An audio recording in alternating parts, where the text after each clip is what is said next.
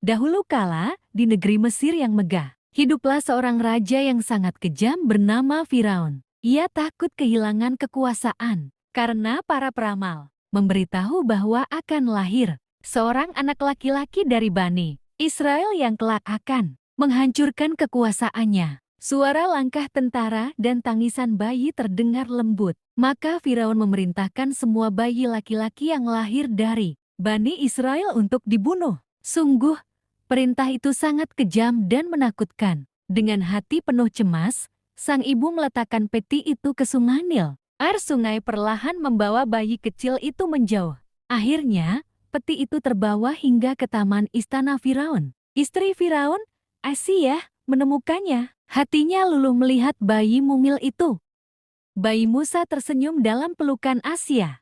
Asiyah, istri Firaun, tersenyum lembut, memperlakukan Musa seperti anak sendiri. Bani Israel terlihat bekerja keras sebagai budak di luar istana. Sejak kecil, Nabi Musa hidup di dalam istana Firaun yang megah. Ia tumbuh menjadi pemuda yang gagah, cerdas, dan penuh kasih. Namun, walaupun ia dibesarkan oleh keluarga Firaun, hatinya tetap bersama kaumnya Bani Israel.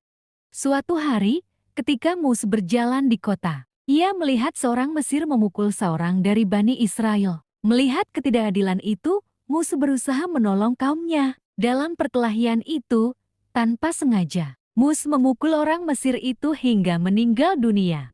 Musa sangat menyesal. Ia takut dan berdoa kepada Allah.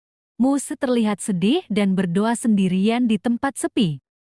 Keesokan harinya, kabar itu menyebar ke seluruh Mesir. Firaun marah besar dan ingin menangkap Musa. Musa pun melarikan diri dari Mesir menuju negeri Madian. Ia berjalan jauh melewati padang pasir, sendirian, lapar dan haus. Namun ia terus berdoa kepada Allah agar diberi petunjuk dan perlindungan.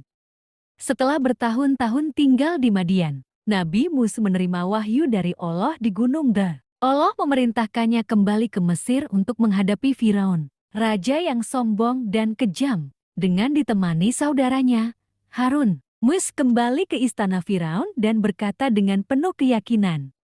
Nabi Musa dan Harun berdiri tegas dengan tongkat di tangan. Wajah Firaun penuh kesombongan. Firaun menolak kebenaran dan menuduh Musa berbohong. Namun Allah menunjukkan mukjizat besar melalui tangan Musa. Tongkatnya berubah menjadi ular besar, dan tangannya bercahaya terang benderang. Walau menyaksikan mukjizat, Firaun tetap sombong. Maka Allah memerintahkan Musa untuk membawa Bani Israel keluar dari Mesir pada malam hari. Mereka berjalan menuju Laut Merah ribuan orang.